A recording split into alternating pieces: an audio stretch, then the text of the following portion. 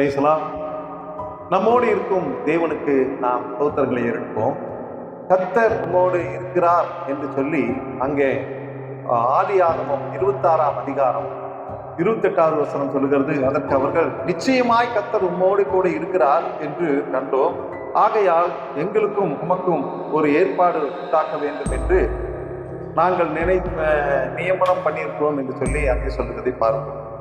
அங்கே ஈசாக்கை கர்த்தர் ஆசீர்வதித்தார், வர வர விருத்தி அடைந்தார், மகா பெரியவனானார், ஈசாக்கு ஐஸ்வர்யவானான் என்பதை அபிமெலேக்கு பொறாமை கொண்டு அங்கே இனி நம்மிடத்துல இவர் இருக்கக்கூடாது என்று சொல்லி ஒரு உடன்படிக்கை செய்கிறார். அபிமெலேக்கு அறிந்து கொண்டார், கர்த்தர் ஈசாக்கோடு இருக்கிறதையும் ஈசாக்கு வர வர விருத்தி அடைந்ததையும் அவன் அறிந்திருந்தபடியினாலே, நீ இங்கே இருக்க வேண்டாம், எங்களை விட நீ பலத்திருப்பாய் என்று சொல்லி ஈசாக்கை ஒரு ஒப்பந்தம் பண்ணி உமக்கும் எனக்கும் ஒரு நல்ல உடன்படிக்கை வேண்டும் என்று சொல்லி அங்கே விருத்தி அடைந்தவர்களை பார்த்து சொல்கிறார். நம்மை பார்த்து மற்றவர்கள் விருத்தி அடைகிறதையும் பெருக்கத்தையும் மகா பெரியவனானான் என்று சொல்லி ஈசாக்கை பார்ப்பார். கர்த்தர் நம்மையும் அவனமாய் ஆசீர்வதிப்பார். நம்மோடு கர்த்தர் இருக்கிறதை ஜனங்கள் சொல்ல வேண்டும். ஆமென். கர்த்தர் நம்மை ஆசீர்வதிப்பாராக.